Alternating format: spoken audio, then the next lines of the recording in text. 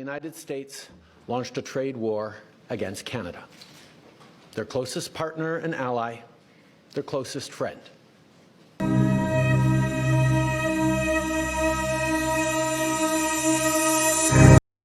Abusua video na den abeto abontin aha ATM tamas abeto video ni na den akire mo ama mahwefo so mo hu ne a ekokosie tama ene nesi wo ho no no but ni na ba de eba bekire mo because senior ade esi kokoko ye no me fasa kwanya we so na ma share video no so na mo hu ya e video no ha no aha ATM tamas follow me na yento ayankomo hwehwe no so inti yanko na ko hwe video no kwanya efa so a ene mani na iden e ko so yanko na yanko the FS yanko hwe bibia iden emra. The United States launched a trade war against Canada, their closest partner and ally, their closest friend.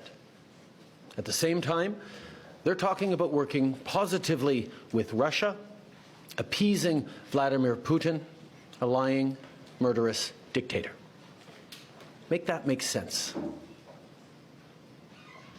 Canadians are reasonable, and we are polite, but we will not back down from a fight. Not when our country and the well-being of everyone in it is at stake. At the moment, the U.S. tariffs came into effect in the early hours of this morning, and so did the Canadian response.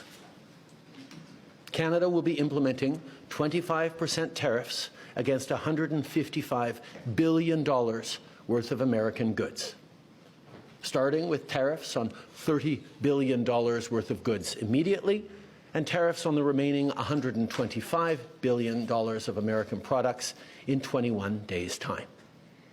Encore aujourd'hui, on se voit forcé d'imposer des droits de douane de 25% to introduce 25% tariffs on $155 billion of U.S. merchandise.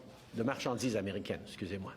$30 billion will come into effect immediately, and in 21 days, $125 billion of U.S. merchandise will be hit. We will also be challenging these illegal actions by filing dispute resolution claims at the World Trade Organization and through the USMCA. But in the meantime, our tariffs will remain in place until the U.S. tariffs are withdrawn, and not a moment sooner.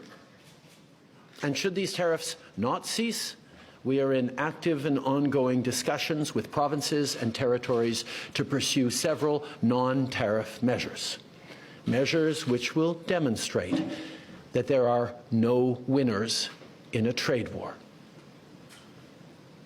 Now, just like I did a month ago, I want to speak first directly to the American people. We don't want this. We want to work with you as a friend and ally. And we don't want to see you hurt either. But your government has chosen to do this to you. As of this morning, markets are down, and inflation is set to rise dramatically all across your country. Your government has chosen to put American jobs at risk, at the thousands of workplaces that succeed because of materials from Canada or because of consumers in Canada, or both.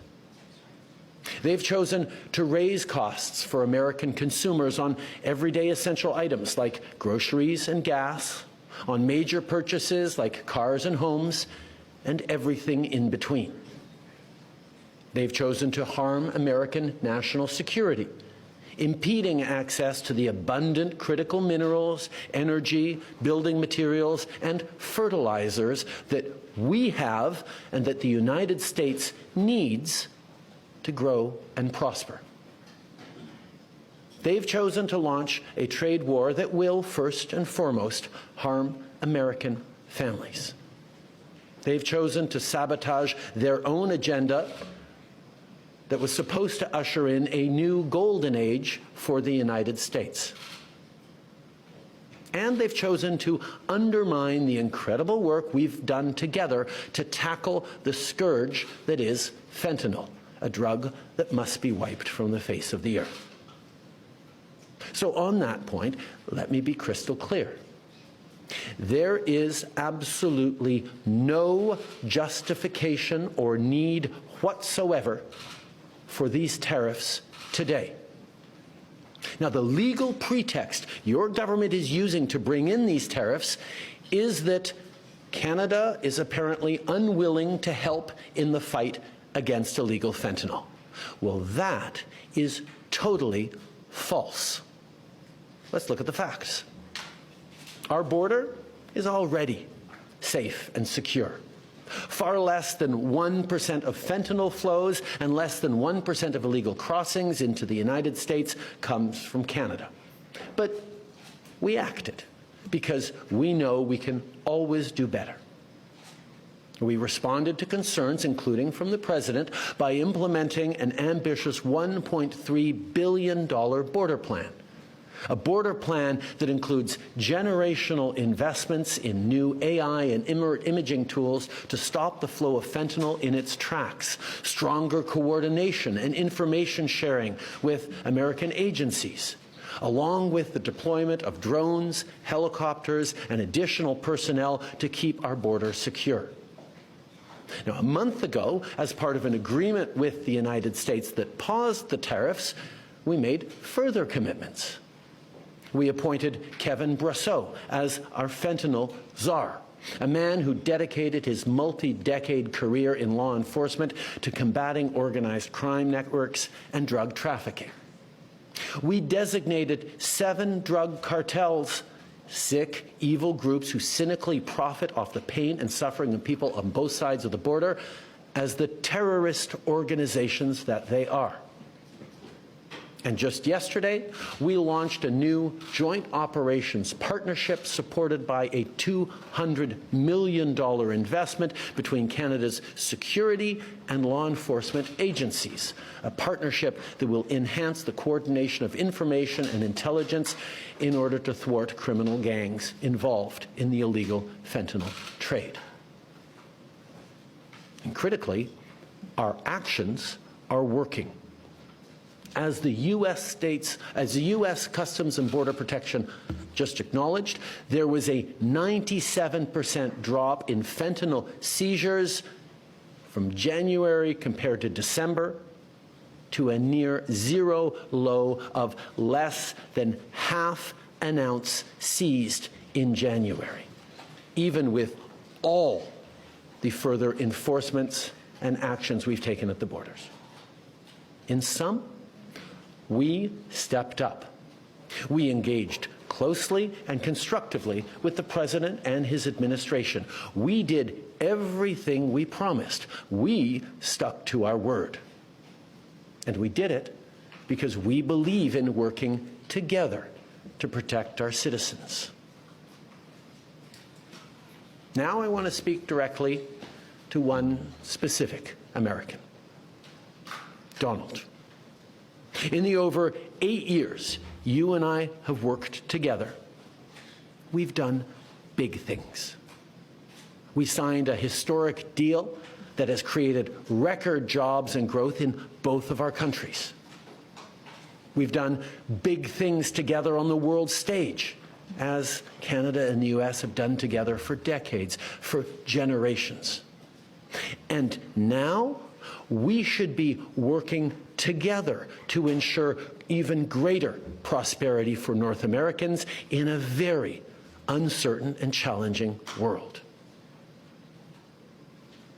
Now, it's not in my habit to agree with the Wall Street Journal, but Donald, they point out that even though you're a very smart guy, this is a very dumb thing to do.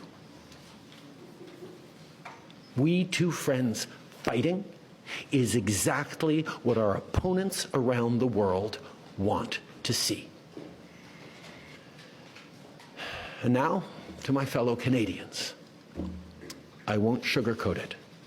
This is going to be tough, even though we're all going to pull together, because that's what we do. We will use every tool at our disposal so Canadian workers and businesses can weather this storm. From expanding EI benefits and making them more flexible to providing direct supports to businesses, we will be there as needed to help. But Canada, make no mistake, no matter how long this lasts, no matter what the cost, the federal government and other orders of government will be there for you. We will defend Canadian jobs. We will take measures to prevent predatory behavior that threatens Canadian companies because of the impacts of this trade war, leaving them open to takeovers. We will relentlessly fight to protect our economy. We will stand up for Canadians every single second of every single day because this country is worth fighting for. Les derniers mois The recent months have been stressful and, in fact, exhausting for all of us. But I believe we can be reassured by the incredible solidarity we've seen among Canadians. Solidarity among businesses, among unions, the civil society, Indigenous communities, and all Canadians. All of Canadian society is speaking with a single voice so that we can be heard by our U.S. partners and to illustrate that the imposition of these tariffs is a very bad idea. At the same time, we are working internally to remove the barriers to internal trade between the provinces and territories. We're working to try and reach new markets around the world, to build an economy even more strong and resilient than before. In recent years, I've had a number of opportunities to talk to global leaders, and my message is always the same. Canada is a reliable partner, and our door is wide open. In recent weeks, we have also redoubled our efforts to work with Mexico, which is also being hit with these tariffs. Together, we will seek new ways of working together and to provide mutual support in the face of this threat.